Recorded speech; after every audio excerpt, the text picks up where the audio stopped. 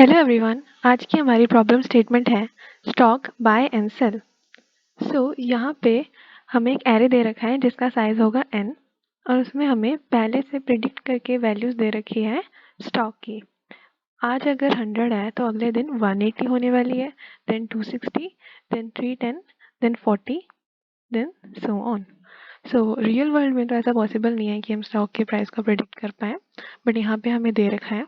तो stock market में हम क्या करते हैं, स्टॉक मार्केट में ऐसा होता है कि जो स्टॉक्स होते हैं उनकी प्राइस ना ऊपर नीचे जारी होती है। तो जो प्रीवियस होता है हमारे पास डाटा, उसको एनालाइज करके हम सोचते हैं कि अच्छा ये स्टॉक अभी इसकी वैल्यू कम है, सस्ता बिक रहा है, तो इसे खरीद लेते हैं। अब इसकी वैल्यू ज़्यादा हो गई है तो लगता है इससे ज़्यादा तो नहीं जा पाएगी, ये सही वक्त है, इसको बेच देते हैं तो हमें प्रॉफिट मिल जाता है। ऐसे स्टॉक मार्केट में होता है। तो हमें यहाँ पे भी प्रॉफिट चाहिए, तो उसके लिए हम क्या करेंगे, हमें क्या रखा है कि इस एरे में आप हमें ऐसी वैल्यूज रिटर्न करवाएं, वो इंडेक्सेस रिटर्न करवाएं जहाँ पे हमें खरीद लेना चाहिए। पहले तो जैसे मैंने 3 पे खरीद लिया, 0 पे, 0 इंडेक्स पे खरीद लिया 100 पे, फिर मैं उसे 180 पे बेच सकती हूँ, तब मुझे 80 का प्रॉफिट होगा। 260 बेचूंगी तो मुझे 160 का प्रॉफिट होगा, लेकिन 310 पे बेचूंगी तो मुझे 210 का प्रॉफिट होगा। तो मुझे 3 पे बेच देना चाहिए, थर्ड इंडेक्स पे। फिर अगर मैं फोर्थ इंडेक्स में खरीदूंगी 40 को, तो फिर मैं उसको यहाँ बेचूंगी तब मुझे प्रॉफिट होगा, लेकिन मैं उसे 695 पे बेचूंगी तो मुझे 655 का प्रॉफिट होगा मैक्सिमम। तो मुझे ऐसे करना चाहिए।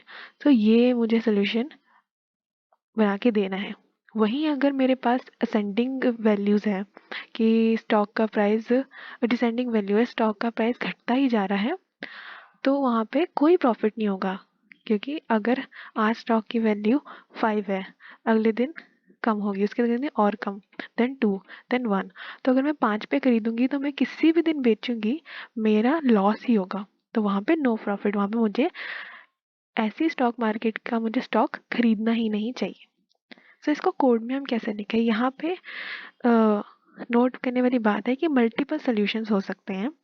जैसे कि यहाँ भी तो प्रॉफिट हो ही रहा है 80 रुपीज़ का, चाहे यहाँ बेचो चाहे यहाँ। मल्टीपल सोल्यूशंस हो सकते हैं। तो जो भी आपका सोल्यूशन होगा उस पर ड्राइवर्स कोड 1 आपको आंसर प्रिंट करके देगा, अगर आंसर गलत होगा तो 0। और अगर कोई प्रॉफिट नहीं है, जैसे कि डिसेंडिंग ऑर्डर में मैंने अभी बताया वैसे स्टॉक्स हैं, सो वहाँ पे नो प्रॉफिट हमें प्रिंट होता हुआ दिखेगा, यहाँ पे नो प्रॉफिट। सो इसको समझना तो बहुत ईजी है कि ये एग्जांपल ले लेते हैं। हमने 100 पे स्टॉक खरीद लिया और 180 पे अगर हम बेच देंगे तो 80 का प्रॉफिट होगा। ठीक है, 100 पे हमने खरीदा और 180 पे बेच दिया, तो 180 माइनस 100 इक्वल्स 80। वही अगर हमने 260 पे खरीदा और 310 पे बेचा तो भी हमें प्रॉफिट होगा। ठीक है, वहाँ भी हमें प्रॉफिट होगा 50 का, पर हमें चाहिए मैक्सिमम प्रॉफिट।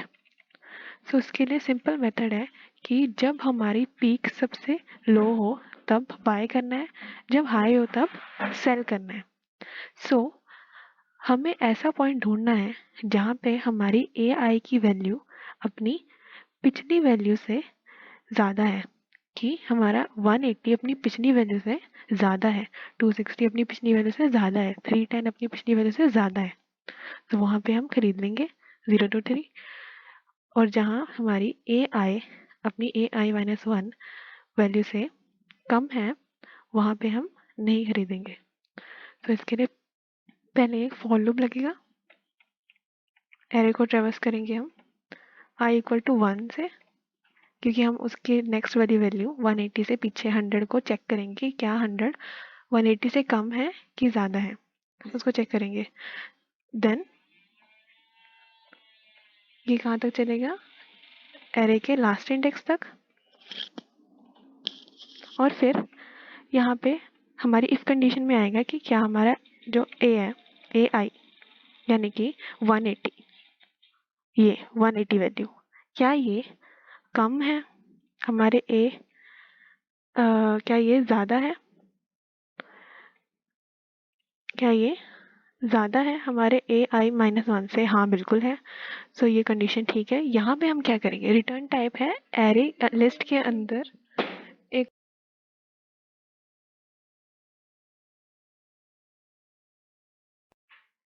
एरे लिस्ट के अंदर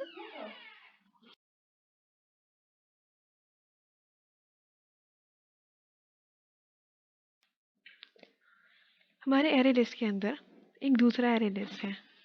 सो हमें यहाँ पे मल्टीपल वैल्यूज चाहिए, तो हम पहले अंदर वाला एरे लिस्ट डिफाइन कर देते हैं, जहाँ पे हमारे इंडेक्स की वैल्यू आएगी जो कि इंटीजर वैल्यूज होगी।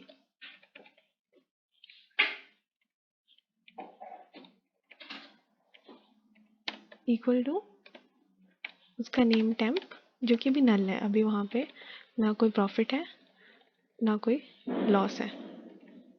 एंड देन हम एक दूसरा एरे डिफाइन करेंगे जिसमें हम इस टोटल वैल्यू को डाल रहे होंगे। सो एरे लिस्ट के अंदर एक और array list, it's like a nested array list.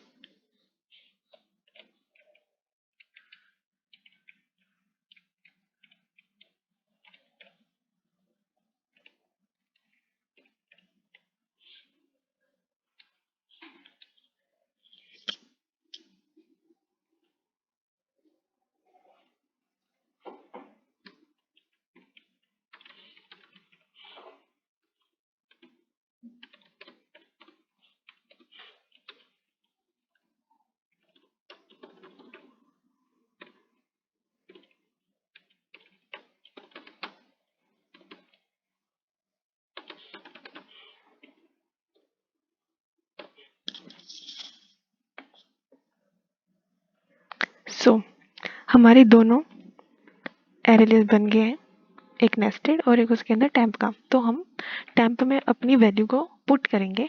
कैसे, अभी तो उसकी वैल्यू नल है, अब हम उसे हीप में एलोकेट कर देंगे यूजिंग न्यू कीवर्ड। इसका टाइप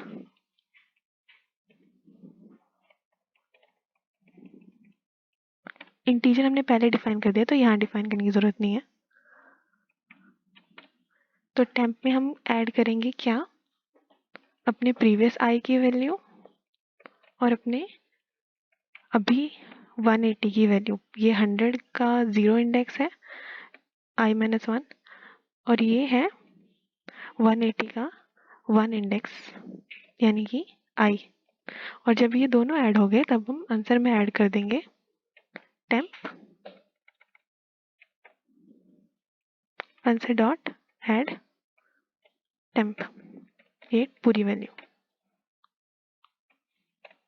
तो यहाँ से हमारी इन दोनों इंडेक्स की वैल्यू ऐड होगी, फिर इन दोनों की, देन इन दोनों की, और जैसे हम इस पॉइंट पे आएंगे इन दोनों की वैल्यूज को ऐड नहीं करेंगे, इनकी वैल्यूज को करेंगे और इनकी वैल्यूज को, और एंड में हम रिटर्न करा देंगे अपना नेस्टेड एरे लिस्ट। सो अगर हम दूसरे तरीके से करते कि हम 100 पे खरीद के 310 पे बेच रहे हैं, बात सेम ही होती है। अगर हम ग्राफ को देखें, सो अगर हम इनका डिफरेंस दे रहे हैं सबका, उसको ऐड कर रहे हैं, तो वो 310 और 100 के डिफरेंस के इक्वल ही है, 80। एंड देन इनका डिफरेंस और इनका डिफरेंस, जब हम इन सब के छोटे छोटे डिफरेंस को ऐड करेंगे तो वो इस टोटल के डिफरेंस के इक्वल होगा। इसलिए यहाँ पे क्या रखा है कि हम मल्टीपल आंसर्स हो सकते हैं।